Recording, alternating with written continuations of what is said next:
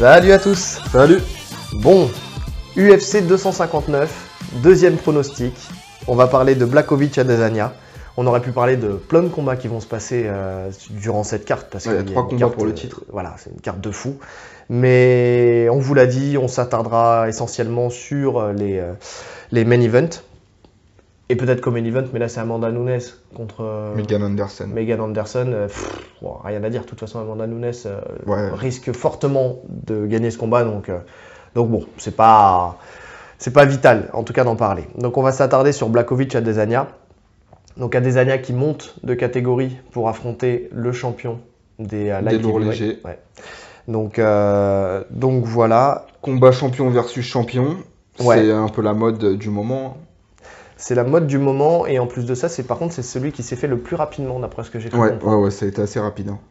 Donc voilà, après, on a un Adesanya qui a rincé les 3/4 de sa KT. Il lui manque Cannonier, mais bon, comme il a perdu contre Whittaker, donc il a battu en tout cas tous ceux qui étaient intéressants de battre dans sa KT. Donc la logique voulait qu'il monte, enfin pour lui en tout cas et pour l'UFC, pour ensuite aller à la course à John Jones, parce que c'est celui-là qui cible, donc, et faire vraiment le combat historique entre un potentiel, en tout cas double champion des deux côtés. On ne sait pas, l'avenir nous le dira. Et ça commence par ce week-end, de toute façon. Ouais. Ça commence par ce week-end. Donc je ne sais pas si je l'ai dit, UFC 259. Comme d'habitude, on va commencer, on va faire secteur par secteur, on va commencer par la boxe. Donc, et honneur au champion de la catégorie. Ça te va? C'est parti. Donc commençons avec Adesanya. Non, je rigole. Le mec qui se plante tout de suite. Non, commençons avec Blachowicz. Donc Blachowicz, beaucoup de choses à dire sur lui en boxe, parce que de toute façon, l'essentiel de ce qu'on va dire, ça se passera en boxe, on va pas se mentir. Ouais. Donc voilà, boxe très puissante, on va pas se mentir. Bon, avantage de puissance à Blachowicz, je pense qu'on peut le dire dès le début. Je pense qu'on peut le dire dès le début. Déjà, bon, on verra tout à l'heure, on parlera d'Adesanya, mais bon, c'est pas... Lui, en tout cas, Blachowicz, c'est quelqu'un qui est capable de mettre KO sur un coup de poing. Il a le knockout power, ça c'est sûr. Il nous l'a prouvé. Il nous l'a prouvé face à Rockhold, il nous l'a prouvé face à Reyes, il nous l'a prouvé... il nous l'a prouvé il a mis des régulièrement. Là, il frappe fort. Ouais. Que ce soit en poing et en jambe. Et en jambe. Et voilà. Et moi, en fait, ce qui m'impressionne le plus, et c'est la première chose que j'ai mise, c'est ses kicks. Parce que, d'une part, il peut les mettre à tous les niveaux. Ouais. Il a low kick, middle kick, high kick, il n'y a pas de problème pour lui. Souvent de la jambe avant. Même presque essentiellement de la jambe avant. Et j'expliquerai, enfin en tout cas, je ne sais pas si toi tu l'as remarqué, mais j'expliquerai un petit peu pourquoi tout à l'heure. Et une puissance folle, il claque énormément. J'ai mal rien qu'à les entendre et à le voir, parce que quand tu vois contre Reyes... Reyes, il peut confirmer, hein. Il en a pris 2. Il en a pris 2 et tu vois qu'en fait, il était rouge sang au niveau des côtes. Franchement, c'est impressionnant la puissance qu'il arrive à développer avec ses jambes. Et pourtant, c'est pas forcément super propre, mais il a une manière de les amener en fait qui fait que ça passe. Il lance sa jambe et franchement, c'est impressionnant. Ouais, et sans peur, sans aucune peur. Parce que c'est ça. Tu pourras avoir peur de te blesser parce que frapper, c'est faire mal à l'adversaire, mais c'est potentiellement se faire mal aussi. Et lui, non, on sent que là-dessus, il a aucun problème là-dessus. Alors, pourquoi il envoie cette jambe avant? En fait, ces enchaînements, de ce que j'ai remarqué, c'est un petit peu toujours les mêmes, entre guillemets. C'est-à-dire qu'il fait partie de ces boxeurs qui envoient le point arrière en premier. La plupart du temps, en fait, il commence son attaque avec son point arrière. C'est pas quelqu'un qui travaille beaucoup avec son jab. Hein. Non, et ça s'explique parce qu'il veut garder en fait sa distance à chaque fois et garder sa distance pour lui c'est pas travailler en volume où il envoie son jab et il garde son adversaire en distance. Lui fonctionne sur le fait d'avancer et de reculer. Il essaye de toujours, de ce que j'ai remarqué, être à la même distance, contrôler sa distance avec son adversaire. Donc c'est vraiment quelque chose qui le met en fait dans sa zone de confort à lui. Et c'est là où il prend l'ascendant un petit peu sur son adversaire. Il se précipite pas, il fonce pas. Il se précipite plus. Voilà. Parce qu'avant il le faisait quand même. Avant il le faisait, ouais. Avant il le faisait. Ça va faire 3-4 combats il est sur une bonne série de 4 victoires là. Ouais. Et ça fait... il s'est calmé là sur la fin de carrière, là sur son dernier run. Franchement, il y a une belle évolution. Depuis Thiago Santos. même s'il avait commencé un petit peu avant, mais depuis Thiago Santos, vraiment là pour le coup, il a digéré sa défaite. Il a digéré sa défaite, il a refait encore quelques ajustements qui fait qu'aujourd'hui il est devenu bien meilleur qu'à l'époque. Ce qui l'a conduit à la ceinture d'ailleurs. Ouais. Donc effectivement, il avance et il recule. Et en fait, ça le met dans une situation où il peut déclencher quand il le souhaite. Et pour déclencher, il faut qu'il casse la distance qu'il a créée. Et c'est pour ça qu'il avance avec son... En fait, finalement, il change de garde et il envoie son point arrière.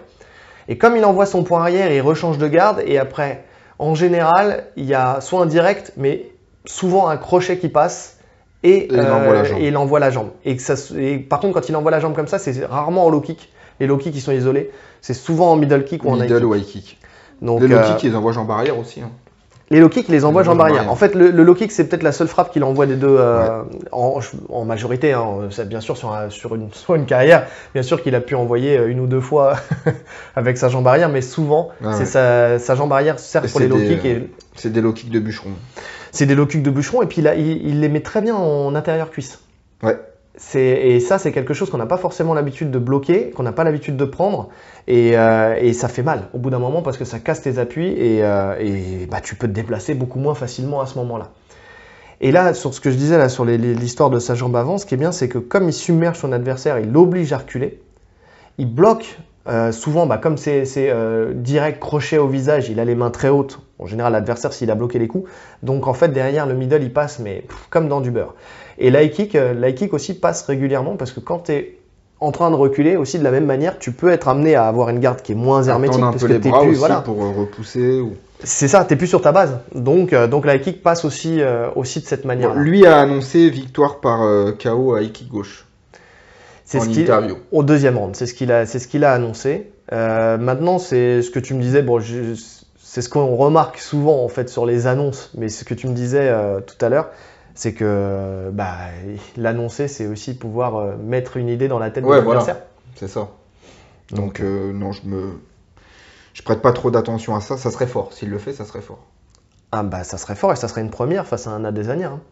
Parce que le seul KO qu'il a pris en carrière, on reviendra dessus, mais c'est contre Pereira, où il prend justement un enchaînement à la Blachowicz. C'est-à-dire point arrière et crochet du bras avant. Ouais. Sur une espèce de contact, là ils sont en collision, et à ce moment-là, il prend le point arrière, bras avant. Et moi, c'est un truc qui me fait peur justement pour ce combat-là, parce que Blachowicz, il est très fort justement sur ces phases où ça vient en collision. Puisque finalement, c'est lui qui cherche à ce qu'il y ait cette collision-là. Et il est très opportuniste. En fait, s'il y a un truc que j'ai remarqué pour ce combattant-là, et que ce soit quel que soit le niveau de combat, que ce soit en boxe, en lutte ou au sol, il est opportuniste. Ouais. En fait, il sait réagir très vite. Et c'est comme ça qu'il a battu Rockhold, par exemple. Sortie de clinch, bam! En fait, sortie de contact, il a mis son crochet et il a mis KO Rockhold. Ça a été le cas aussi contre qui? Corey Anderson. Il met KO Corey Anderson, TKO. Et je crois que ça se fait aussi sur une sortie de clinch. Donc j'ai plus le combat en tête. Ouais, voilà, j'ai plus, mais en tout cas, je sais que c'est quelque chose qu'il fait bien. Non, sortie de clinch, il est super dangereux. Et oui. Et Adesanya, souvent tu peux arriver à le coller. Il est très fort sur ses déplacements, mais il y a des moments où il reste quand même dans une phase où il est très proche de son adversaire et il cherche à esquiver à droite à gauche pour fuir. Et il le fait très bien, mais il casse pas la distance tout de suite. En fait, il fait pas comme un Blachowicz par exemple qui resterait à distance à chaque fois, qui reculerait directement, parce que ça peut être une faute en boxe. Dans le sens où le fait d'avancer, de reculer, d'être vraiment linéaire comme ça, au bout d'un moment, tu peux vite te retrouver dos à la cage, surtout en MMA, et ça peut devenir vite dangereux quand tu te déplaces pas de façon circulaire. C'est rare qu'il reste dos à la cage. Hein. Blachowicz, au bout d'un moment, il dit je recule plus. C'est ça. Et bien justement, et c'est là où il avance en fait. Et en fait, c'est sa technique finalement. Il recule et au moment où l'adversaire vient, il est sur son avancée, donc c'est plus dur de repartir en arrière et c'est là où il attaque. Et il attaque soit avec un direct ou alors ce qu'il fait aussi énormément, c'est avec un uppercut. Ouais. L'uppercut du bras arrière, il le fait et il touche très régulièrement avec cet uppercut-là parce que justement, tu t'attends pas à ça. Parce que mine de rien, il a de l'allonge, il est grand, il fait 1m88, il est quand même. Il a 1m98 d'allonge. Adesanya, il a 2m3. Ouais, donc en fait la différence d'allonge elle est pas énorme, bien qu'Adesanya soit plus grand. Il fait 1m92. Ah, j'avais 92 moi je crois. 93 ? Bon. Moi j'ai 1m93. Petit centimètre. Ça peut tout changer. Et donc qu'est-ce que je voulais dire? Ça commence. Donc ouais, non mais en tout cas pour ce combat-là, il n'y a pas un différentiel d'allonge comme il peut l'avoir rencontré sur contre Costa et Whittaker. Ouais. Donc après, pour moi, ses faiblesses justement, c'est ce que tu dis, il fait pas de mouvement latéral, il est hyper statique. Ouais. Quand il avance pas, il est statique. Oui. Et pour un mec comme Adesanya, c'est du pain béni. J'ai envie de la même expression, le pain béni. Ah ouais, c'est cadeau. Bah, c'est cadeau parce que justement, lui est très mobile. Il aime. Qu'est-ce qu'on fait? Est-ce qu'on a tout dit sur Blachowicz? Ouais. On a parlé un petit peu de tout. On a parlé de sa distance. On a parlé du fait qu'il recule, tout ça. Ouais, pour moi, à mon avis, on a fait le tour. Donc, on peut passer sur Adesanya. Juste une petite information 8 KO en carrière pour Blachowicz. Ouais, 9 soumissions. 9 soumissions, je l'avais mis après, mais quand on parlait du sol. Mais tu spoil un petit peu, mais c'est pas très grave, tu dis tout d'un coup. Sur combien de victoires? Sur 27 victoires. Sur 27 victoires. Donc 8 KO. 8 KO et il faut savoir que ça se passe toujours dans les 2 premiers rounds. Ouais, il a jamais finalisé un combat passé le 2e round. Donc, si ça passe le 2e round et qu'il gagne, c'est par décision. Ouais, exactement. Donc voilà, ça c'est aussi une statistique qui a son importance. Adesanya, lui, c'est une autre histoire. Parce qu'Adesanya, c'est 15 KO en carrière. Ouais, 5 décisions. Ouais, 5 décisions, 0 défaite. Donc 20 combats. Logique. Si mes calculs sont exacts. Si je sais faire 15 plus 5, on est à 20 combats. Donc voilà, et lui, il sait tout faire. En striking. En striking. Ah oui, non, mais là, on est sur la partie boxe. On est sur la partie boxe, et donc effectivement. Non, il sait tout faire. Déjà, il est ambidextre. Ouais. Un vrai ambidextre. Ouais. Il peut boxer, effectivement, pour ceux qui ne savent pas ce que c'est, de la droite et de la gauche. Il peut changer de garde quand il veut, sans aucune difficulté. Il n'y a pas de différence dans ses changements de garde. Il n'est pas moins fort d'une garde à l'autre. Non. Parce qu'il y a des combattants qui changent de garde, mais qui sont moins bons d'une garde à l'autre. Lui, non. C'est ça. Et en fait, le changement de garde aussi, ce qui fait défaut, en fait, souvent, c'est que tu peux avoir des gens qui peuvent être très bons dans l'attaque sur le changement de garde, mais qui, par contre, peuvent être très mauvais en défense. En défense. Lui, aucune différence. Lui, il n'y a pas de différence. Parce que c'est bien simple, hein, quand on se retrouve... L'adversaire ne change pas de garde. Donc forcément, les armes qu'il va imposer, quand on est en garde de droitier, en garde de gaucher, les ouvertures sont pas les mêmes. Ouais. Tu peux prendre un high kick quand tu es, je sais pas, je dis une bêtise, mais tu as un gaucher face à toi et tu es en garde de gaucher, tu es ouvert sur la jambe avant, par exemple. Et par contre, si tu te mets en garde opposée, tu es fermé parce que ton point avant en fait, peut venir bloquer la jambe. Je sais pas si vous avez tous visualiser l'idée, mais en tout cas, voilà, l'idée, c'est ça. Même sur les low kicks, c'est peut-être un peu plus parlant. Ouais. Quand ta jambe, elle est devant, ou quand ta jambe, elle est alignée sur celle de ton adversaire, la jambe arrière, elle va venir à l'intérieur de la cuisse très fortement. Donc, forcément, ce sera plus dévastateur que sur la jambe, sur l'extérieur. Donc, voilà, ça peut tout changer. Pour Adesanya, lui, que ce soit en attaque ou en défense, ça change rien. Ça change rien. Un autre truc qu'il fait beaucoup et qui est justement super intéressant chez ce combattant-là, c'est que finalement, il frappe pas régulièrement. Il n'a pas un volume de frappe, bien que ça soit un mec qui n'est pas... Alors, attention, il n'a pas de knockout power. Par contre, quand il met des KO, c'est parce que en fait, il enchaîne et il est très précis et il va mettre un nombre énorme de frappes au même endroit. Ouais, ou alors en contre. Donc voilà, mais c'est pas un boxeur qui va venir et qui va t'éteindre forcément sur un coup au premier round ou un truc comme ça. Ça va être quand même un travail de longue haleine. C'est-à-dire qu'il va entamer petit à petit son adversaire, il va l'obliger à avancer et là effectivement il va contrer. Par contre, ce qui fait énormément, c'est que, et c'est ce qui crame moins d'énergie que de justement envoyer trop de volume, et c'est pour ça qu'il le fait pas, c'est qu'il feinte. Il feinte beaucoup et tout le temps. Énormément. Et pour tout. Mais des feintes en plus, c'est pas des feintes où il va envoyer des petits jabs ou des petits coups de hanche ou des trucs comme ça. Il va lever la main, il va la mettre sur le côté. En fait, il va attirer l'attention de l'adversaire partout pour créer l'ouverture. Et c'est épuisant ça. Bien sûr. C'est épuisant parce qu'on sait plus comment réagir en fait.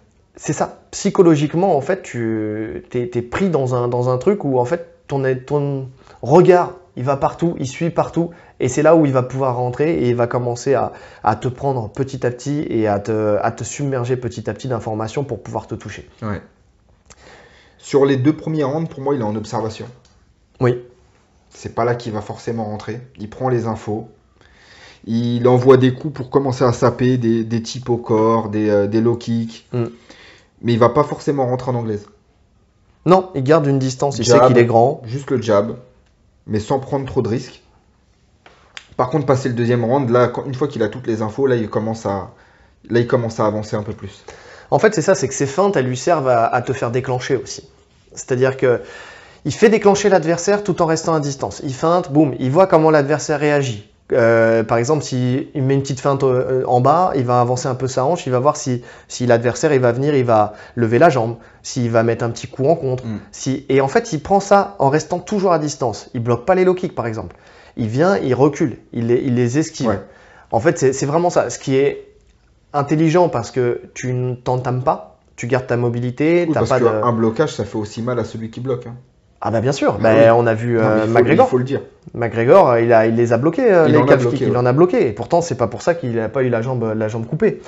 Donc lui, il recule. Et en plus de ça, ce qui est intelligent et ce qui est bien quand tu recules, c'est que souvent ton adversaire, il prend les orteils. Ouais. En fait, voilà. Et ça fait mal, ça fait mal. Je sais pas si vous boxez, si vous l'avez déjà vécu, mais prendre un orteil sur le tibia ou sur le genou, c'est très mal. Derrière tes appuis ils sont entamés et puis t'hésites à y retourner quoi. Donc parce que l'idée c'est de venir avec le tibia. Hein. Donc quand t'as le pied qui tape un genou, quand t'as le dessus du pied qui tape un genou ou les orteils, c'est compliqué. Ouais, ça pique. Donc mais à la fois cette manière de faire fait qu'aussi il en prend. Il en prend, ouais, il en prend. Donc et on sait qu'il faut pas en prendre beaucoup de Blachowicz. Non parce que lui il est sans retenue. Pour le coup, ça y va. Et il va pas se poser de question de c'est mes orteils qui vont toucher ou pas. Non. Et puis en plus de ça, je pense que mentalement, c'est un combattant qui est prêt. Tu sais, c'est pas un combattant qu'on a vu flancher mentalement. Non. Donc, et puis c'est le combat de sa vie. Hein. Et voilà. Et c'est ce que j'allais dire, encore moins dans ce combat-là, parce qu'il sait qu'il a énormément à perdre. À perdre là-dessus. Il a surtout à gagner, je trouve. Blachowicz. Oui, non, mais il a gagné, mais il a à perdre aussi dans le sens où il vient d'avoir sa ceinture. Lui, il a toujours pour objectif, parce que même si John Jones il est monté, il continue à l'appeler. Il veut ce combat contre John Jones depuis longtemps. Je pense qu'il veut des money fights maintenant. Ouais, c'est ça. Il arrive, il est vieux, il arrive en fin de carrière. Donc s'il perd ce combat-là. C'est un peu inespéré sa prise de ceinture. Personne ne voyait Blachowicz champion. C'est ça. Donc il veut rentabiliser. Il a raison. Mais c'est ça. Donc c'est pour ça qu'il a à perdre. Parce que justement, personne ne le voyait là. Et il sait très bien que s'il perd ce combat-là aussi. Il repart aux oubliettes. C'est ça. Donc il a beaucoup à gagner, mais il a beaucoup à perdre. Qu'est-ce que je voulais dire? Moi, ce qui me fait peur quand même chez Adesanya, ce qui me fait peur, mais à la fois ce qui me rassure, parce qu'il le fait très bien, c'est qu'à chaque fois que je le vois combattre, et là, en fait, j'ai regardé énormément de ses combats justement pour préparer ce podcast, j'ai toujours peur qu'il tombe. J'ai toujours peur qu'il prenne un KO. Toujours. Parce que il a les mains hautes, mais à la fois il est joueur, moins qu'un Anderson Silva. Pour moi, c'est un Anderson Silva justement qui fait moins de tralala, quoi. Ouais, tu vois, qui fait pas les erreurs qui l'ont conduit à sa défaite contre Weidman, tu vois. Après, il n'est pas au même niveau de la carrière, il le faisait moins au début, il l'a fait au fur et à mesure. L'excès de confiance, ça l'a tué. Mais il a quand même énormément confiance en lui, et ce qui fait que des fois, il laisse justement l'adversaire venir au contact. Et il vient et il fait ses esquives de tête et il passe à droite, à gauche et il part, en fait, il contourne son adversaire. Mais il a quand même ce truc joueur où il se dit, voilà, je suis tellement dominant que tu m'auras pas. Je vois tout. En fait, il veut faire comprendre à son adversaire qu'il voit tout. Tu sais? Et donc, il le laisse venir et boxer. Et des fois, en fait, heureusement qu'il arrive à juste mettre le petit retrait de buste ou le petit esquive qui fait qu'il absorbe la frappe sans la prendre. Tu vois, sans la prendre véritablement au point qu'elle crée du dommage ou du dégât. Ouais. Tu vois? Mais après, c'est sa défense. Oui, et c'est sa défense dans une KT. Bon, alors après, on me dira, en boxe, il a combattu chez les poids lourds et tout ça, avec des gens qui avaient de la longe et tout ça. Je veux bien. c'est une réalité, il a gagné, mais à la fois, là, on est à l'UFC, on est avec des dimensions différentes, parce qu'il y a la lutte, il y a plein d'autres choses, tu ne te concentres pas que sur ta boxe. Et puis, il n'y a pas la même culture du cutting en boxe qu'en MMA. C'est-à-dire que là, Blachowicz, c'est un poids lourd, en fait. Ah, Blachowicz, c'est un poids lourd. Dans la vie de tous les jours, il a plus de 100 kilos largement, donc c'est un poids lourd pour Adesanya. Bah, en fait, ce que j'ai vu, moi, justement, qui est passé là sur les réseaux sociaux, c'est qu'Adesanya, il serait aux alentours de 94 kilos. Qui doit être son... qui a dit ça. Voilà, il a dit en interview, donc qui doit être son poids, en fait, dans la vie de tous les jours. Ouais. Donc, puisqu'il a 84 kilos quand il combat donc à l'UFC. Donc 10 kilos, bon, c'est pas déconnant. Donc, lui, en fait, ne fera pas de sèche, il restera à son poids, puisqu'il a décidé de ne pas prendre de volume. D'ailleurs, il a raison, parce que effectivement, il serait beaucoup moins mobile. Et donc, il perd toute sa force, en fait. Bah, c'est ça. Qui fait son jeu. Mais par contre, à Blachowicz, il fait, en tout cas, là, il parlait de 99 kilos au moins le jour du combat. Ouais, mais je pense que c'est le poids qu'il fait à chaque combat. Hein. Oui. Donc lui, en plus, il a l'habitude de combattre à ce point-là. Alors qu'un Adesanya, bah lui, en tout cas, ça fait longtemps qu'il n'a pas combattu aussi lourd, entre guillemets. Ouais. Donc, même si il pesait combien Costa le jour du combat? Bah c'est bien ça, puis il reprend 13 kilos, je crois. Il était énorme le jour il devait être à 94-95 kilos. Oui, donc bah c'est ça. Donc, attends, dans 84, s'il reprend 13 kilos, ça fait 94, 15, 16, 17. 97 kilos. Tu vois? Ouais, ça fait à peu près le poids de Blachowicz. Même Romero, il doit pas être si loin que ça. Hein. Mais il y a la taille. Voilà, c'est pas la même structure musculaire, osseuse, c'est pas pareil. C'est-à-dire que en fait, j'ai regardé justement parce que je me suis fait cette réflexion-là quand j'ai préparé moi de mon côté. Et je me suis dit, mais il faut voir la taille. Et en fait, il est beaucoup plus petit. Non, ça n'a rien à voir. Donc là, tu gères à la fois le poids, mais aussi la longe. Donc, et puis, c'est des petits gants. C'est-à-dire qu'en boxe, quand il boxait avec des gants de boxe. Donc, c'est beaucoup moins impactant que les gants de MMA. Donc c'est, moi, une crainte que j'ai. En fait, c'est un truc que je vois déjà depuis longtemps dans ces combats. Et je me dis que face à un combattant plus grand et plus lourd, qui en plus a la possibilité de mettre KO, ce jeu il est risqué. Il a un bon menton à Adesanya. Ouais, mais il s'est fait coucher par Pereira. Ah, mais Pereira, c'est un monstre. C'est pas comparable, c'est une autre discipline. C'est une autre discipline, mais en termes de puissance, en fait... Pereira, il frappe très fort. Hein. Ouais, mais je suis pas sûr que Blachowicz frappe moins fort. Je sais pas, mais Pereira est beaucoup plus rapide. Oui. C'est le champion du Glory.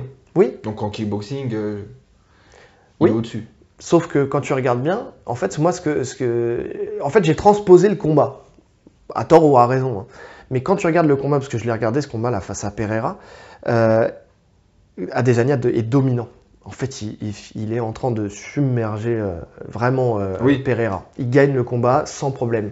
Et justement, en fait, quand on regarde bien, Adesanya, il y a un moment quand il commence à être confiant, c'est là où il commence à faire ses... En fait, c'est là où il commence à jouer. Ouais, mais là, il joue pas. J'ai du mal à l'imaginer en train de jouer. T'es sûr? Ouais. Parce qu'à la fois, il a cette retenue, on l'a vu face à Romero, tu vois. Il est beaucoup plus sérieux, là, en MMA. Ouais. Ouais, mais il se permet quand même. Il y a des moments où il se met en danger. Je te dis, moi, il y a un truc vraiment, il y a plein... Je vous invite à revoir les combats. Je sais pas si vous aurez le même ressenti que moi, mais en vrai, il y a plein... Je sais pas, tu les as revus, toi, les combats? Ouais, pour moi, le seul moment où il joue, c'est contre Anderson Silva. Non, pas que. Et contre Paulo Costa, il y a un peu de provocation. Et encore, c'est surtout Costa qui provoque. Il reste super concentré à Adesanya. En fait, quand je dis provocation, je parle pas de provocation à la Anderson Silva. Hein. Je parle du fait où pas des trucs où il dit c'est passé au-dessus de la tête ou des trucs comme ça où il est dans le trash talk dans la cage. Tu vois ce que je veux dire? Enfin, mais plus dans le truc où il se permet en fait des libertés, c'est-à-dire avoir la garde un peu plus basse, à être un peu plus en mode je t'esquive à la Matrix, tu vois, où je vais venir, où je suis intouchable, tu vois. Et oui, je vois ce que tu veux dire. C'est en ça où moi à chaque fois je me dis mais c'est pas vrai, il va se faire coucher, tu vois. Mais moi je vois pas ça comme un danger en soi parce que c'est son jeu. Ouais, mais c'est un jeu risqué. Après il y a toujours un risque. Bah oui, c'est un jeu risqué. Après, est-ce qu'il le fera là en montant de catégorie? C'est ça la vraie question. Mais ça on peut pas le savoir. En fait, ce combat il y a plein d'incertitudes parce qu'effectivement c'est la première fois qu'il monte en MMA. Donc en fait, moi j'ai fait un parallèle tout bête. Je me suis imaginé John Jones contre Blachowicz. Je pense que la question, elle est vite répondue. Si ça avait été ce combat qui avait été... il n'y aurait même pas de doute en fait. Non, Jones aurait géré et puis fin de l'histoire. Ouais. Et pour moi, Adesanya, en termes de striking, il peut faire exactement tout ce que fait Jones. Il peut rester à distance, jab, mettre des sidekicks au niveau des genoux. Ouais. Il peut faire ça très facilement, très facilement. Ça veut dire que s'il voudrait ne prendre aucun risque, pour moi, il peut, pendant 5 rounds, faire ça. Ouais. Si c'était Jones-Blachowicz, on n'aurait aucun doute. Aucun doute. Non, mais en fait, voilà. Mais en fait, c'est ça où je me suis dit que petit à petit, en fait, en analysant, je me suis dit effectivement que ça sera dominé en boxe largement par. Après, il y a toujours le danger. On sait que Jones a un encaisseur hors pair. Et on sait que Adesanya, il vient de la caté d'en dessous. Donc le doute, il est plus sur son menton. Il peut se faire toucher. Maintenant, est-ce que ça va le coucher? Pas sûr. Alors, est-ce que ça va le coucher? Pas sûr. Parce qu'il prend pas les coups plein pot non plus. Hein. Sauf qu'il les accompagne très bien. Ouais. Mais on sait qu'il peut se faire toucher parce que ça a été le cas, par exemple, face à Romero. Oui, et Gastelum, surtout sa grosse guerre contre Gastelum. Et Gastelum, ouais. Mais Gastelum a une vitesse de... En fait, pour moi, pour battre Adesanya, il faut être plus rapide que lui. Et c'est quasi impossible en fait. Il n'y avait que Gastelum dans la caté qui a une vitesse de bras impressionnante. Ouais. Bah, il est très explosif en fait. Et en plus il est petit, donc dès qu'il est rentré dans la distance, ça devient compliqué de le contrer. Mais tu vois là, ce que tu m'as dit tout à l'heure, ça fait une transition toute faite avec la lutte. En fait, pour moi. Dans le sens où... Mais non, c'est là. Oui, c'est là. Elles sont là mes petites notes. Attends, avant de faire la transition avec la lutte, donc on va faire pour ce combat. De toute façon, à chaque fois, pour chaque partie, on dit pour ce combat. Donc l'avantage, il est à Adesanya, sans problème aucun. De toute façon, il a juste à laisser passer les 2 premiers rounds. En striking? Ouais. Ah oui, là, bah oui, il n'y a même pas photo. Donc voilà, laisser passer les 2 premiers rounds. En fait, faire ce qu'il fait d'habitude. C'est même pas laisser passer, c'est prendre ses informations et puis voilà. Mais il n'empêche que dans les 2 premiers rounds, il y a cette épée de Damoclès au-dessus de sa tête qui fait que potentiellement il peut prendre un mauvais coup et puis tomber, parce que ça peut arriver. Et donc la transition est toute faite parce que tu disais, est-ce que s'il prend un coup, est-ce qu'il va tomber ou est-ce qu'il va juste vaciller? Vaciller, ça peut être aussi la possibilité pour Blachowicz, et c'est là où je fais ma transition, de venir en lutte. De venir en lutte et de l'amener, et s'il l'amène au sol, là, pour le coup, on verra la partie sol après, mais dans le cas de ce combat-là, je pense qu'il aurait du mal à se relever. Ouais. Mais continuons sur la lutte. Blachowicz, en lutte. Bah écoute, moi je le trouve pas fou en lutte. Hein. C'est là où on s'entend pas. Je le trouve pas fou en lutte. Pour moi, c'est pas un excellent lutteur. Hein. Il est solide. Ouais. Il est puissant. C'est-à-dire que s'il arrive à te contrôler contre la cage, c'est compliqué. Ouais. Il est dur à bouger.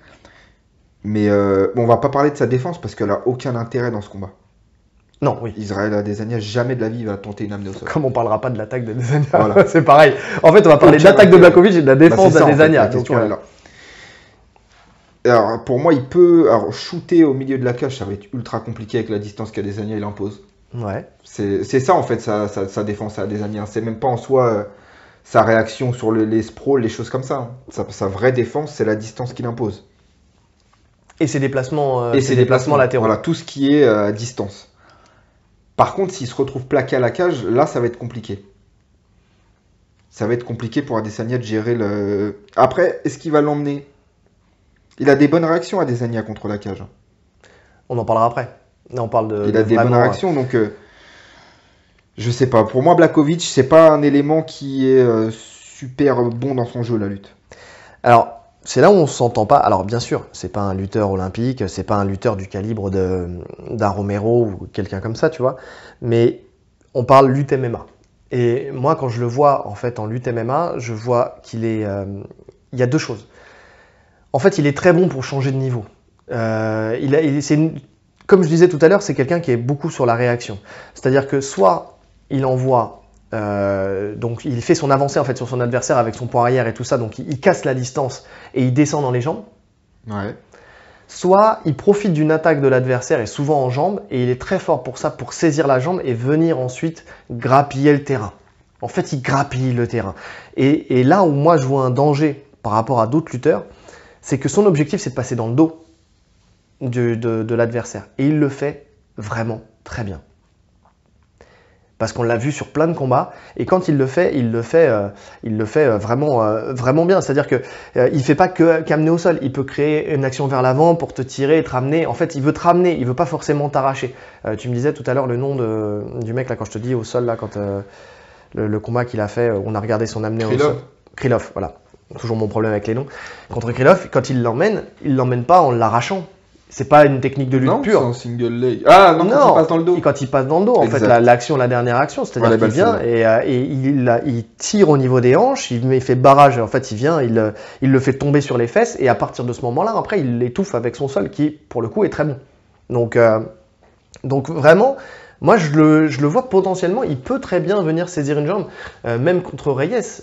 Bon, ça s'est fait en fin de round, mais sur la fin de round, il a chopé la jambe de Reyes et il commençait justement, en fait, il est tellement puissant que quand il te tient, tu sens que c'est un problème. Au contact, c'est vrai qu'il est très puissant. Mais oui.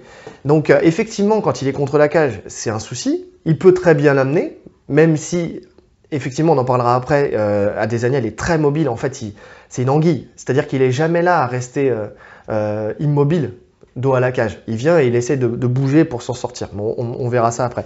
Mais donc, moi, effectivement, je ne le vois pas l'emmener au sol, dos à la cage. Mais il peut très bien venir casser la distance et puis il y a peu de chances que ça arrive, hein, on est d'accord. Je dis pas que c'est quelque chose qui sera dans son game plan ou quoi que ce soit. Mais ça serait intelligent. Ça serait intelligent, bien sûr. Parce que quitte à venir et casser la distance, que ça soit en boxe, tu sais que si tu arrives à l'amener au sol, et c'est possible. C'est possible parce que Adesanya, même s'il a progressé et qu'aujourd'hui c'est de moins en moins le cas, dans son début de carrière UFC, il se faisait beaucoup amener au sol. Que ça soit contre, je sais plus son nom, son premier combat, mais vous pouvez le retrouver assez facilement, ou contre Vettori, et c'est surtout contre Vettori, ou le troisième round face à Vettori, où là, justement, il joue, c'est vraiment le combat sur lequel il doit s'inspirer, en fait, Blachowicz. Parce qu'il venait et il arrivait à casser en fait le rythme d'Adesanya et il arrivait à venir au contact et à l'amener. Oh, mais c'est difficile de s'inspirer d'un combat alors que l'adversaire c'est plus le même. C'est plus le même Adesanya. Oui, c'est plus le même Adesanya. Mais en tout cas, il y a des clés dans ce match. C'est-à-dire que même si c'est plus le même, il y a quand même des clés dans ce match. Tout le monde sait, tous les mecs qui l'ont affronté savent qu'il faut l'amener au sol. C'est logique. Oui. Oui. Et personne ne l'a fait. Il y a bien raison.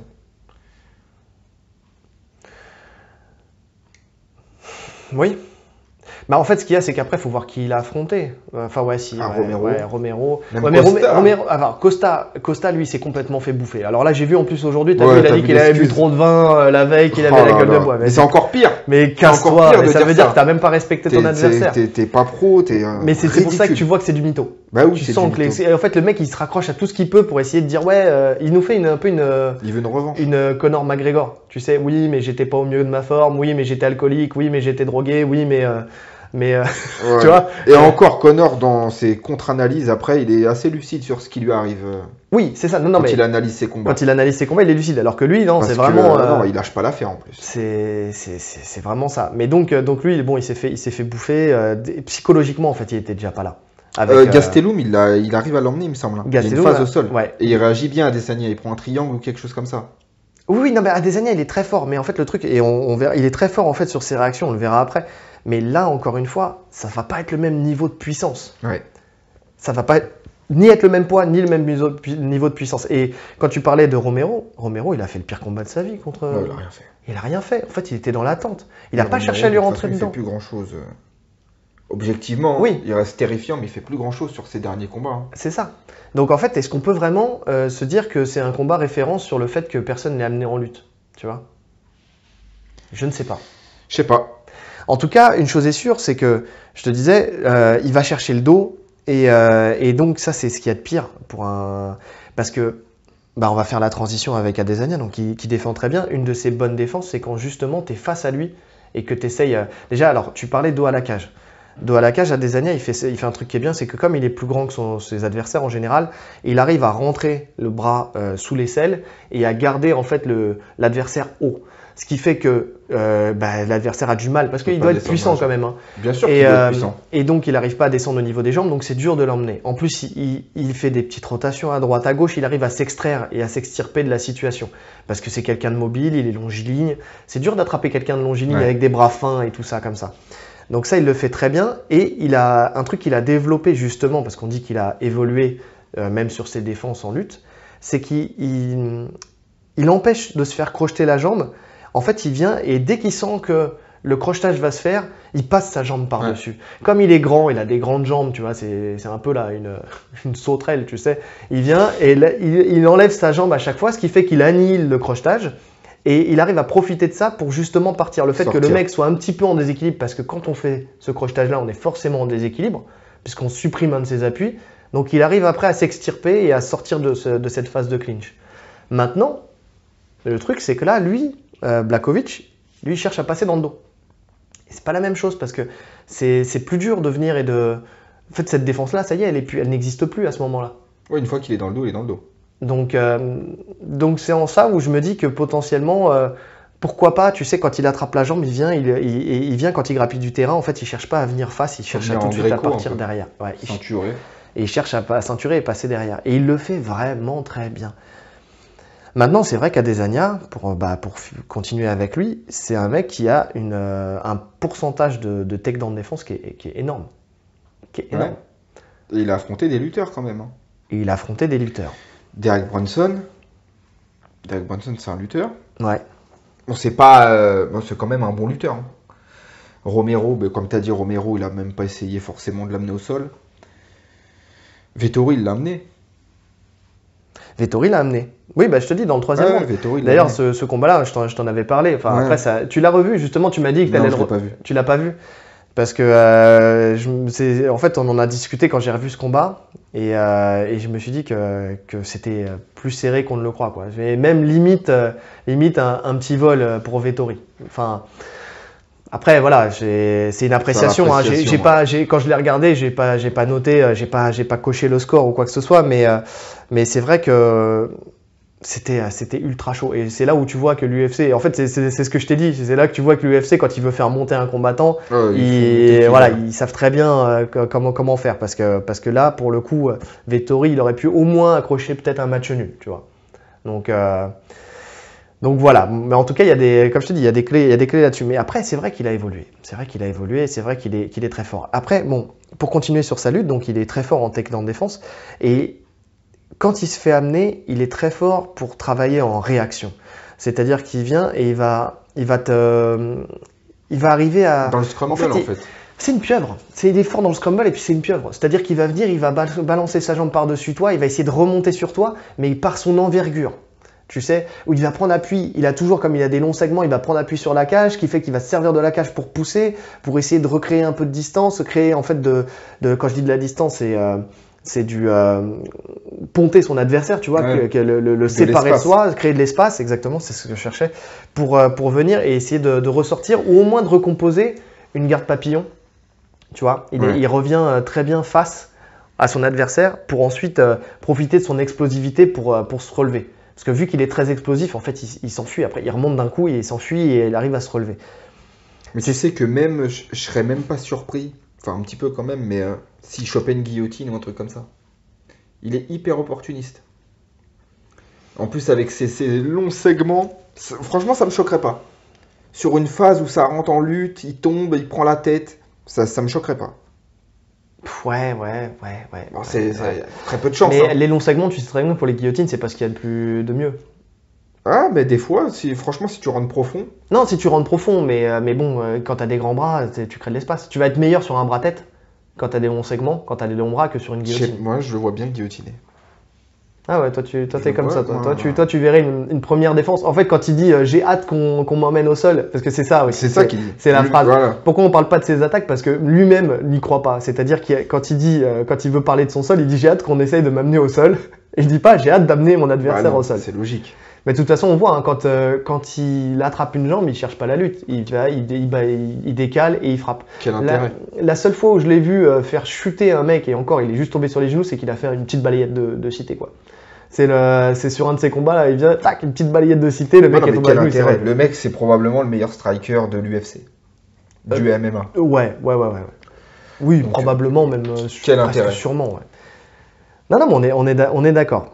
Mais en tout cas, ouais, c'est là aussi où tu as encore cet inconnu, parce qu'on parle à chaque fois des inconnus, c'est que jusqu'à maintenant, il est tombé au sol face à des gens qui faisaient à peu près son poids, parce que lui aussi, il reprend du poids hein, quand il a fait son cutting. Mais là, on est face à quelqu'un qui est lourd, et surtout qui a une faculté, grâce à sa lutte, justement, à maintenir les adversaires au sol.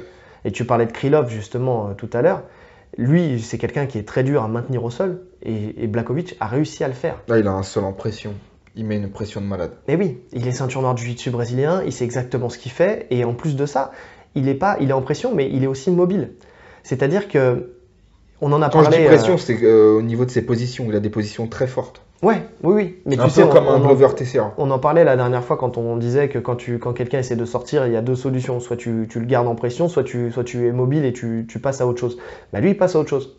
Et justement, il cherche souvent à venir et à aller chercher justement ce dos. En fait, il est très très à l'aise avec cette histoire du dos. Et quand on regarde dans ses soumissions, bah, on verra après le sol, mais les deux soumissions que j'ai en tête, bon, il y en a une, c'est un étranglement arrière, mais il était devant son adversaire, il était debout. C'est là que tu sens la puissance du type. Un peu ce que Cyril Gane a tenté sur Jairzinho. Ouais, sauf que lui, il était derrière, pour le coup. Ouais. Alors que l'autre, il est devant. C'est-à-dire que les jambes de son adversaire étaient derrière. C'était contre Clark, là, et ses jambes étaient derrière. Il est venu le chercher, allez, viens là, et il l'a étranglé. Et en Mataleon. Et le deuxième, c'est en fait, c'est un hybride Mataleon et bras-tête, parce qu'il est dans le dos de son adversaire, mais un peu de côté. Ouais. Et bah, c'est face à Krylov. Et il l'étrangle. Donc vraiment, voilà, il a cet objectif d'aller chercher, d'aller derrière. Il est très à l'aise, en fait, derrière, parce qu'il sait que avec les bras qu'il a, quand il va serrer la tête, forcément l'étranglement, il a forte chance de passer. Donc voilà. Donc pour ce combat, en tout cas, bon, en lutte, bon, bah, avantage à Blachowicz, hein, on va pas se mentir. Même si là, comment dire, c'est dur de mettre un avantage parce que finalement, ils sont pas sur le même terrain. Ouais. Bah ouais. Donc c'est compliqué. Ouais. Je dirais que celui qui a l'avantage, qui devrait utiliser la lutte dans le combat, c'est Blachowicz. Oui. C'est lui qui doit utiliser la lutte dans le combat. Mais il faut qu'il le fasse intelligemment parce que tu t'exposes à des contres. C'est ça. Hashtag. Bah, il faut rentrer. Hashtag Derek Lewis. Ah ouais. Curtis Blade. Curtis Blade. Ah, le pauvre. Bah, voilà, c'est des choses carrées. Mais après, bon, comme on a dit, il a pas de knockout power. Donc bon. Cette situation-là, elle peut pas arriver. Non, un coup de genou, ça peut arriver. Un petit coup de genou sauté, un truc comme ça. Mais c'est pour ça qu'il faut pas qu'il parte à l'aventure, quoi. Il faut qu'il le prépare. Il faut qu'il prépare son amener. En fait, il faut qu'il fasse ça intelligemment, en transition, quoi. Comme il le fait. C'est là où je te dis qu'il y a une chance. Enfin, une chance, entre guillemets. Il y a de la transition. Et s'il envoie en boxe et il descend en sol, ou s'il profite de saisir une jambe, même si je pense que c'est compliqué. Saisir une jambe en fait, voilà, il envoie tellement de feintes qu'on sait jamais quand ça va vraiment partir.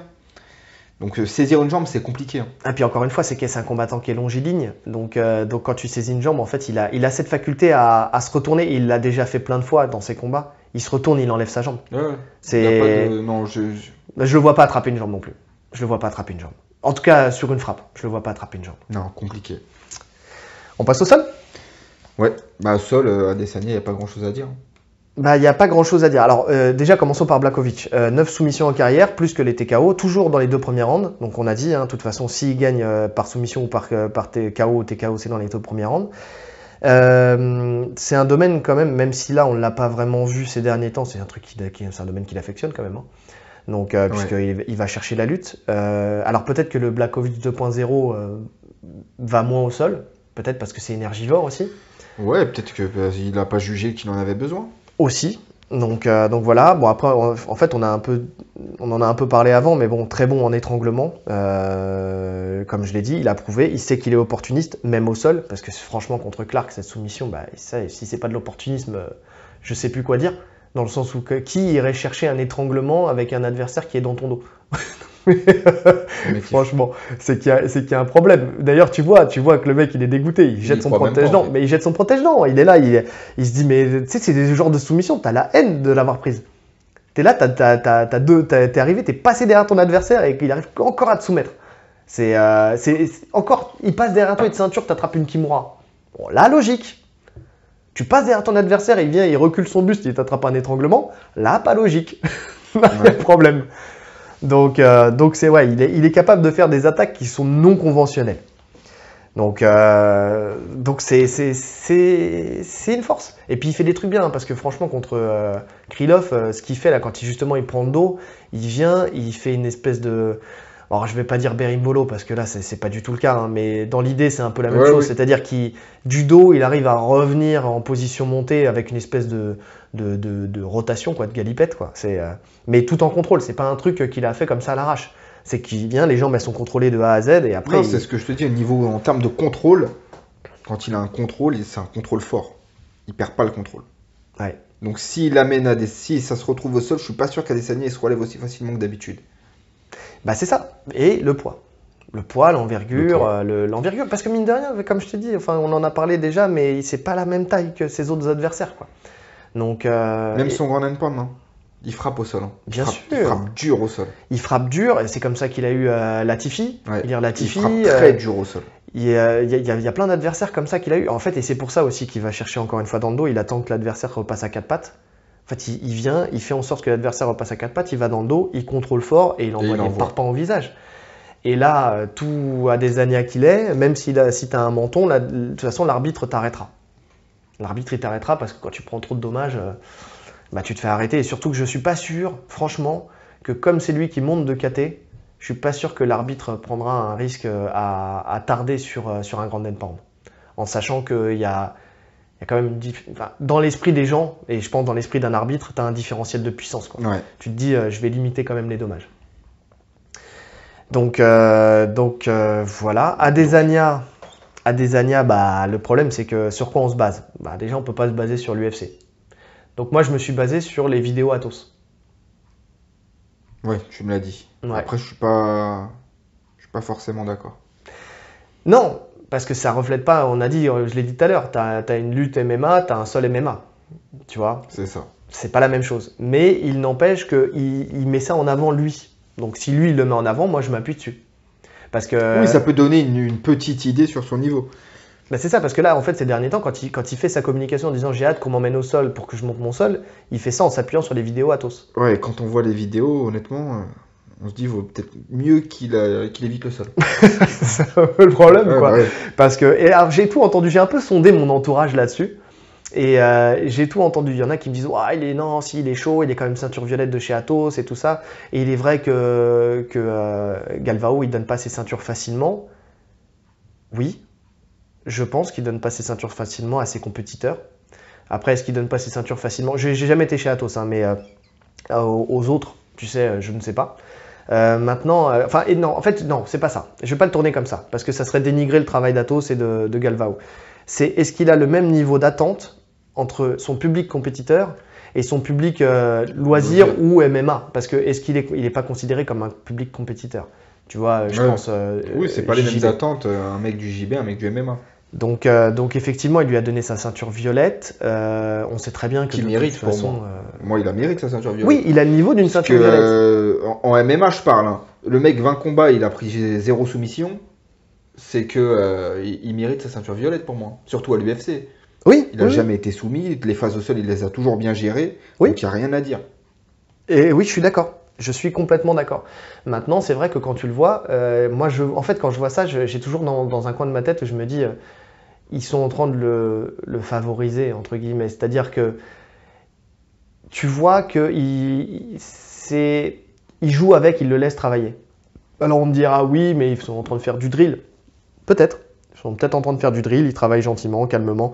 Mais tu sais, ça fait un peu... moi, je vois justement quand tu as une ceinture blanche, une ceinture bleue qui est avec une ceinture noire et que tu le laisses un peu bosser. Tu vois, il y a un moment, d'ailleurs, il y a une phase qui m'a vraiment ça m'a fait dire où je me suis dit, ouais, bah, en fait, j'ai raison. C'est... il est avec Galvao. Galvao est en défense de garde. Et tu vois Adesanya qui fait un passage en e-slide, mais tu sais, à la volée, tu sais, où il part loin, tu sais, comme ça. Et Galvao qui lui fait, pas mal, tu sais. Mais c'est sorti naturellement sur la vidéo, tu vois. Mais dans le langage corporel et puis même dans ce qu'il dit, tu sais, c'est genre, pas mal, c'est intéressant ce que tu proposes, tu vois. C'est bien petit, tu vois. Non, de toute façon, on se doute bien que jamais de la vie il passe la garde à Galvao. Mais bien sûr, mais sauf que ce problème, c'est que si c'était qu'avec Galvao, mais tu l'as vu avec Ronaldo, tu l'as vu avec Hulk, tu l'as vu avec tout le monde, tu vois, avec Hulk Barbossa. Tu vois, tu le vois avec n'importe qui que tu vois sur les vidéos. C'est-à-dire tu sens que il tourne bien, il fait du jiu-jitsu brésilien, c'est indéniable, il a un niveau de ceinture violette, c'est indéniable, mais c'est pas une ceinture violette non plus extraordinaire. Non, mais non, mais ça c'est sûr. Mais de toute façon, c'est pas ce qu'on lui demande. C'est pas ce qu'on lui demande, mais tu vois, là on parle de niveau. Mais si on parle de niveau, Blachowicz est au-dessus. Voilà, c'est-à-dire niveau sol, Blachowicz il est au-dessus, il est ceinture noire, et c'est une ceinture noire qui adapte son sol au MMA. Tu vois, c'est à deux Jiu-Jitsuka MMA, entre Jiu-Jitsu et MMA, t'en as un qui sera meilleur que l'autre, et pour le coup, là c'est avantage à Blachowicz indéniablement. Ouais. Donc voilà, en tout cas c'est pas ces vidéos-là, en fait c'est ça que je veux dire, c'est que c'est pas ces vidéos-là qui me font dire bah non, en fait non, il va gérer facile quoi, tu vois. Ouais. En fait pour moi il y a striking, c'est Adesanya loin devant. Ouais. Sol, Blachowicz, pareil loin devant. Le point central c'est la lutte. C'est la transition. Est-ce que Blachowicz peut amener Adesanya au sol? Et surtout est-ce qu'il va le faire? Est-ce qu'il en a l'envie? Ouais, qu'il en a l'envie. Oui, parce qu'effectivement, c'est pas ce qu'il a fait ces derniers combats. Ouais. Donc je suis entièrement d'accord là-dessus. On passe à la confiance? Ouais, confiance. Je pense que les deux sont super confiants. Ouais. Alors après, c'est vrai qu'on dira toujours les deux sont super confiants, mais bon, après Blachowicz... Qui a le plus à gagner, qui a le plus à perdre? Moi, à mon sens, les deux, ils ont autant à gagner qu'à perdre. Pour moi, j'ai noté, c'est le combat le plus important de leur carrière à tous les deux. Ouais. Ouais. Donc en termes de pression, ils sont au même niveau. C'est ça. Mais Blachowicz, ouais, effectivement, il est confiant. En fait, comme j'en ai parlé tout à l'heure, mais c'est vrai qu'il était prêt à affronter John Jones. Donc tu vois, quand tu es prêt à affronter John Jones, ça veut dire que niveau confiance, tu es prêt à tout. Et puis, c'est pas prêt à l'affronter, genre je l'appelle, mais je l'appelle vite fait, tu vois. Non, il était là, tu sentais qu'il était confiant, qu'il l'appelait, qu'il le regardait. Depuis son dernier run, il est en pleine confiance. Ah oui. T'es là, tu te dis, voilà, j'ai fait les ajustements qu'il faut, c'est le moment de ma carrière où je sais que j'ai ma chance. Il a quel âge, Blachowicz? 37, 38 ans? Je crois qu'il a 37 ans. 37 ouais, enfin, en tout cas, voilà, il approche de la quarantaine. C'est bientôt la fin, quoi. Ouais, donc pour lui, c'est le moment. Donc et en plus de ça, bon, il est persuadé d'avoir analysé, là, c'est ce qu'il dit en tout cas, d'avoir réussi à trouver des failles dans le jeu d'Adesanya. Alors après, entre en être persuadé et sur le papier et le jour J faire le taf, c'est une autre histoire. Mais visiblement, en tout cas, de ce qu'il a vu avec ses coachs, parce qu'il dit on, alors j'espère qu'il parle pas de lui à la troisième personne quand il dit nous, parce que là on n'aurait pas de problème sur son histoire de confiance, on saurait que c'est beaucoup trop confiant.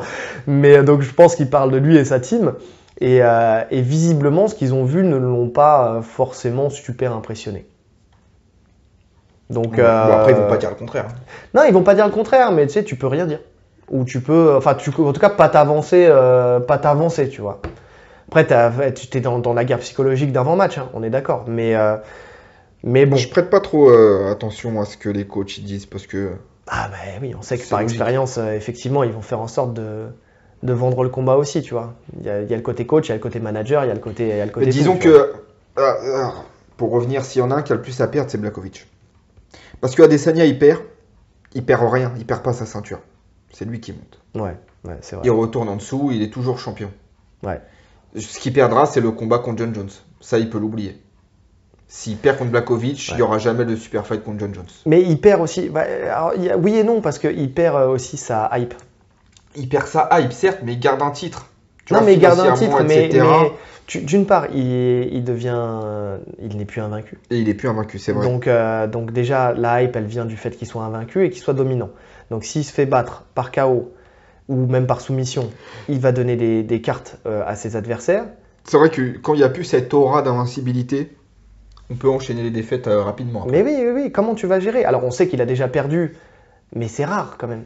Il a perdu une fois par KO, tu te dis, bon, ça peut arriver, tout le monde peut tomber KO un jour. Je crois qu'il a déjà eu des défaites, enfin il a eu très peu de défaites de toute façon, je crois qu'il en a eu une en boxe anglaise, et je crois que c'est la décision. La seule fois où il était mis KO, je crois que c'est face à Pereira. Je crois qu'il a 5 qu'il prend, il me semble, ouais. Mais il a d'autres défaites. Il a 5-1 en anglaise, je crois. J'ai pas regardé son palmarès en anglaise. En tout cas, bon, il a quand même beaucoup plus de victoires qu'autre chose. Donc tu vois, c'est à la marge. Mais en MMA, par contre, perdre en kickboxing, c'est courant, c'est pas...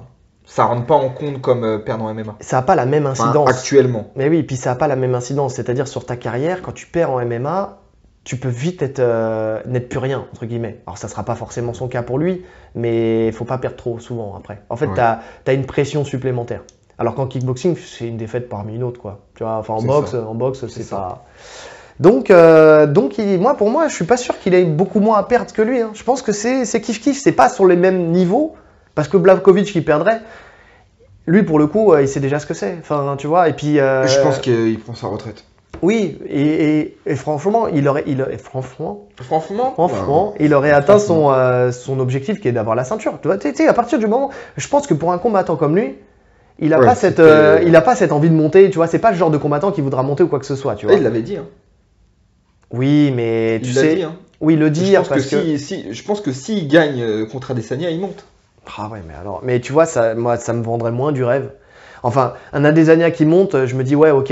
Un Blachowicz qui monte, ça va être compliqué. Hein. Bon, mais non, mais il y a pas vraiment d'intérêt. Je suis pas sûr qu'il passe n'importe qui. Il passera pas Gane, il passera pas. Enfin, il y a plein de gens qui peuvent pas passer, tu vois. Et puis en plus de ça, s'il monte, il va pas monter pour la ceinture. Ça y est, c'est bouché là. Non, il aura pas la ceinture, ça c'est sûr. Donc l'intérêt, moi, je le vois pas. Donc lui, je pense qu'il a dit ça, mais je suis même pas sûr que lui-même il y croit vraiment, tu vois. Ou alors, tu sais, dans un moment d'euphorie, mais après, quand tu redescends sur Terre, tu te dis, bon, tu vois. Ouais, je me suis un peu emballé. Ouais. Je vais peut-être rester où j'en suis, calmons-nous, parce que voilà. Donc, ouais. Donc, je pense que c'est un combattant qui a atteint son objectif, qui était d'avoir la ceinture. Après, oui, tout le reste, c'est du bonus. Ouais, ça c'est sûr que tout le reste, c'est du bonus pour lui. Là. Donc, alors là, il essaie de rentabiliser sa ceinture. Alors qu'Adesanya, on parle de probable GOAT, futur GOAT. Eh ouais, et puis il est jeune. Il est loin d'être en fin de carrière, lui, pour le coup. Ah, mais il est au début de sa carrière. Bah, bien sûr. Quasiment. Donc moi, je pense que la pression... je pense qu'il y a plus à perdre côté Adesanya que perdre côté Blachowicz. Je parle pas dans leur ressenti, je parle sur le papier. Ouais, c'est vrai. Ouais, c'est vrai. C'est vrai qu'une défaite contre Blachowicz, surtout qu'il est ultra favori Adesanya. Bien sûr. Tout le monde le voit gagnant. Bah, d'ailleurs, on va y venir après, mais nous-mêmes, on le voit gagnant. Ouais. Donc voilà. Et bon, bah, Adesanya, lui, comme toutes les personnes invaincues, de toute façon, il se sent invaincu, il est dominant, il peut que être confiant, quoi. En plus, surtout qu'il est monté en puissance sur ses derniers combats. Ouais. Et puis il se dit, j'ai déjà combattu en lourd en boxe, je sais ce que c'est. Parce que pour moi, à chaque combat, on a une version améliorée d'Adesanya. Ouais, je suis d'accord avec ça. Puis c'est un combattant intelligent, dans le sens où il écoute ses coachs. Tu vois, c'est pas comme un McGregor qui a fait... Après, qui a fait son truc tout seul, qui faisait son camp tout seul, tu vois. Non, il est ultra humble par rapport à ça. Il a beaucoup d'ego, beaucoup d'orgueil, c'est un champion. Oui. Mais tu sens que quand il parle de son camp, de ses coachs, etc., c'est l'élève parfait. Ouais, il est discipliné, appliqué, il écoute tous les conseils. C'est un mec qui, tu sens qu'il a envie de progresser encore. Il est encore dans ce truc où... Il est assez humble pour se dire, je connais rien à cette discipline. Alors, je connais rien, il est champion. Oui. Mais entre guillemets, je suis nouveau dans cette discipline, j'ai encore plein de choses à apprendre. Ouais. Bah, c'est pour ça qu'il fait la démarche d'ailleurs d'aller chez Athos. Parce qu'il sait qu'il connaît ses lacunes, tu vois, il sait où elles sont. Et plus il va progresser, et plus... parce qu'il a des aptitudes physiques. Donc ça, c'est indéniable aussi. C'est-à-dire qu'il... Alors, pour l'instant, je disais tout à l'heure... je vais me faire tuer de toute façon en disant que c'est une ceinture violette comme ça, classique, enfin voilà, c'est une réalité, mais ça ne veut pas dire que ça va le rester. C'est-à-dire que là, il est en début de violette, on a tous connu ça aussi. Hein. C'est-à-dire que quand tu arrives en début de ceinture, c'est différent que quand tu arrives en fin de ceinture. Ouais. Quand tu as 2 ans ou 3 ans de violette, on va dire minimum 2 ans, ton niveau, en 2 ans, il peut exploser, tu vois. Donc ne me tuez pas tout de suite, je sais ce que c'est que de passer des ceintures en jiu-jitsu brésilien et je sais ce que c'est même si quand tu viens de passer ta ceinture, tu passes tout de suite un niveau. Tu deviens toujours un tout petit peu plus fort quand tu viens de passer ta ceinture. Sûrement le truc de se dire, faut que je prouve que je la mérite, tu vois. Mais je crois que tu débloques un truc. Mais ton niveau entre le début d'une ceinture et la fin d'une ceinture, ça n'a rien à voir. Non. Ça n'a rien à voir. Donc c'est pour ça. Quand je dis ça, je dis pas qu'il est nul au sol. Je dis juste que pour ce combat-là, c'est pas lui qui domine, c'est pas lui qui sera favori pour ce domaine-là. Donc juste niveau cardio. Ouais. Pour moi, les deux ont un bon cardio, mais je mettrais quand même Adesanya. Après, à voir comment il gère ce poids, mais bon, logiquement, c'est son poids habituel, c'est son poids de tous les jours.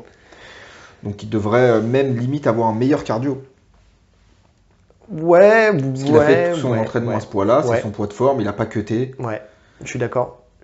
Il a pas ce truc où il a la perte d'énergie du cutting, la perte d'énergie aussi du rebond, hein, parce que mine de rien, quand tu dois te renutrir et te réhydrater, ça te brûle de l'énergie. Hein. Donc, parce que ton organisme il travaille à fond, donc effectivement, donc ouais, je suis d'accord. Et il y a aussi un point c'est-à-dire que effectivement, il peut aller au terme, mais Blachowicz, c'est pas un habitué des 5 rounds. Ouais, il a fait que récemment là. Et ouais, et donc. Et en fait, il a gagné contre Jacare, etc. en 5 rounds. Je pense qu'il a un bon cardio, il peut tenir. Par contre, il perd en puissance. Oui, c'est ça, c'est pour ça que c'est les 2 premiers rounds où il va garder plus ou moins le rythme, mais après, il va rester très statique, il va envoyer beaucoup moins fort au niveau des frappes, donc c'est là que ça devient dangereux. Ouais. Oui, parce que plus il va réduire, et plus le danger sera moindre, et plus Adesanya il va venir. Il va commencer à plus respecter sa puissance. Donc effectivement, c'est là où ça nous conduit à notre pronostic en fait. Hein. Ouais. Belle transition, Monsieur Rolly. Ouais. Dernier point pour l'histoire. C'est le 2e dernier point quand même. Hein. PS2. Donc le champion de la KT d'en dessous qui monte a toujours gagné à l'UFC. Bien, oui. C'est justement, effectivement, tu m'en avais parlé. Dans l'ère moderne, je sais pas pour les anciens combats, mais si. De toute façon, il y a que maintenant qu'il y a eu des combats champion versus champion. C'est assez récent. Hein. En tout cas, les champions depuis McGregor, que ce soit McGregor, Cerudo, Nunes, Cormier. Qui a battu Miocic. Alors Cormier, je t'ai dit, c'est différent parce que lui, c'est pas vraiment une montée. Il est retourné dans sa KT. Ouais, mais quand même, il a fait une grande partie de sa carrière dans la KT du dessous. Oui, mais sa KT de base, c'est quand même les lourds. C'est-à-dire qu'il est descendu, il est remonté. Oui, mais donc je suis d'accord, mais excuse-moi. Bon, voilà, on va pas se mentir, c'est pas la même chose. Georges Saint-Pierre. Et Georges Saint-Pierre. Et après, moi, quand tu m'as parlé de ce truc-là, je t'ai dit, ouais, c'est une bonne statistique, mais après, ils ont toujours choisi de monter au moment où ils le voulaient. Ouais, comme là. Comme Adesanya. Ça veut dire que je pense que lui-même sait que, on va être un peu objectif, Jan Blachowicz, c'est pas John Jones. Non. C'est pas, voilà, c'est le champion le plus prenable qu'il y a dans cette KT depuis bien longtemps, puisque ça fait, il y a eu Jones, il y a eu Cormier. Je suis pas sûr qu'il monte contre un Cormier à Adesanya. Ah, ça aurait été risqué, ouais. Rumble. Non, Rumble, il n'a pas été champion. Non. Mais tu vois, ce trio de gros combattants. Oui, parce que là, de toute façon, ça aurait été Blachowicz ou Reyes. Dans les 2 cas, c'était pareil. C'est même peut-être plus simple encore face à Reyes. Ah, je sais pas. Reyes, il lutte. Hein. Tu vois, pour le coup, en lutte, Reyes, il est, je trouve, plus dangereux. Ouais, mais il est peut-être plus dangereux debout, en lutte, mais c'est un mec qui veut boxer. Moi, la montée d'Israël Adesanya, limite, je la vois comme un... Alors, c'est pas un manque de respect pour Blachowicz, mais un peu comme un super fight que faisait Anderson Silva quand il montait contre les Forrest Griffin. Oui, c'est ce que Stéphane Bonnard et tout ça, ouais, c'est ce que tu me disais, ouais. Tu vois, ouais. Donc, à voir. Moment du prono ? Prono. Alors, j'ai commencé la dernière fois, je te laisse commenter cette fois-ci, mais de toute façon, on a vu tout à l'heure qu'on était à peu près sur la même longueur d'onde. Si on parle en pourcentage... Je ne vais même pas parler en pourcentage, je vais affirmer. Non, mais là, t'es en train de tuer notre podcast, quoi. Je vais affirmer. Pour moi, Israël Adesanya, il gagne par... peut-être pas KO. TKO. TKO, 4e round.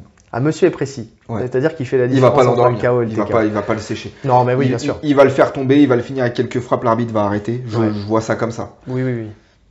Mais 4e, 5e, c'est... 4e ou 5e. Allez, 4e, s'il faut être précis, 4e. Eh ben, tu sais quoi, on va dire 4e, parce que toi, t'hésites entre 4 et 5, et moi, j'hésitais entre 3 et 4. Et donc c'est pour ça que je te dis 4e tout à l'heure, et effectivement, on est sur la même longueur d'onde, et je pense 4e, c'est quelque chose de totalement possible. Ouais. Après, ça peut aller jusqu'à la décision. C'est ce que je me dis, en fait. Je me dis, en fait, tout va dépendre, à mon avis, dans ce combat, de Blachowicz. On peut revivre un Cyril Gane Jairzinho. C'est ça. Si Blachowicz, il rentre pas... S'il commence à trop douter... Ouais. Et à pas rentrer, j'y crois pas trop, à mon avis il va rentrer. Ouais. En fait le chaos viendra si Blachowicz est mené au point et qu'il doit en fait aller faire la différence. En fait il doit se donner il doit se livrer pour faire la différence. C'est ça. Donc, en gardant petite chance à Blachowicz de mettre KO pour le coup au 2e. Ouais, entre le premier et le 2e, de toute façon, dans les 2 premiers rounds. C'est ce que je me suis dit. Moi, j'ai fait 80-20 et j'aurais pu faire 90-10. Ouais, j'aurais pu faire 90-10. Je le mets quand même ultra favori à des années. Ouais, on est d'accord. Mais par contre, comme justement la part d'ombre de la lutte sur la transition entre le sol et la boxe, elle est très très forte. C'est pour ça qu'on ne voit pas de soumission possible. Parce qu'effectivement, amener Adesanya, ça reste compliqué. Le stabiliser, ça reste compliqué. Donc c'est pas impossible, mais ça reste compliqué. Le KO risque plus d'arriver en phase justement de collision et avec en sortie de collision, boum, un crochet qui va le faire chanceler. Alors ça sera TKO ou KO, enfin voilà, mais en tout cas voilà, c'est le seul point où potentiellement il peut y avoir un risque ou un danger. Ouais, c'est ce que je vois aussi. Donc, mais sinon le reste, on pense que toi comme moi, qu'il va finir par lire la boxe qui est très simple quand même de Blachowicz. Ouais, en fait qui est très simple parce qu'il fait quasiment toujours la même chose. Oui, la preuve, c'est qu'on a tout de suite vu qu'il faisait bras arrière, bras avant, jambe avant quoi. Enfin, ou bras arrière, jambe avant. Enfin, ce qui est logique de toute façon. Dernier détail qu'on n'a pas dit. PS3. Blachowicz, on l'a dit, mais il bloque vraiment bien les low kicks. Donc, oui. À mon avis, c'est pas une bonne option pour Adesanya de mettre des low kicks. On sait qu'il aime beaucoup les low kicks. Surtout dans les premiers rounds pour casser les appuis. Ouais. Il devrait plus travailler, à mon avis, en side kick. Ouais, sur le genou. Au début. Ouais. En fait, à la John Jones. À la John Jones. Dans les 2 premiers rounds, vraiment saper bien le genou. Et après envoyer les finalement, s'il veut être intelligent, vu qu'il monte, il faut qu'il fasse du John Jones. C'est fait en boxe en tout cas. En sachant qu'il n'a pas l'allonge de John Jones. Ouais, mais il a quand même plus d'allonge que tous les mecs qu'il va rencontrer. Ouais, mais là, on l'a vu tout à l'heure. L'allonge, elle c'est vrai que John Jones, il a 2,13 m. Bah ouais, c'est ça, c'est que c'est la plus longue allonge de l'UFC. Là, c'est pas le cas. Et c'est pour ça que je te dis, la distance, elle peut être cassée. Elle peut être cassée parce qu'il a quand même là. En fait, le truc, c'est que PS4. On va aller jusqu'à 5, non? PS4. On dit jamais 203, on est parti à 4.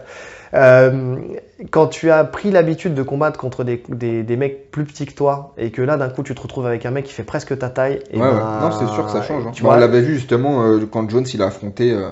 Pour moi, les mecs qui ont posé le plus de difficultés à Jones, c'était Reyes et Gustafsson. Ouais, sur Gustafsson. C'est des mecs très grands. Ouais, parce que tu n'as plus ton arme principale, quoi. Ouais. Parce que là, ce qui lui permet de garder sa distance, c'est son allonge aussi, parce que tu le vois, il fait ses feintes et puis il a toujours sa main qui vient repousser l'adversaire. Mais là, ça sera pas le cas.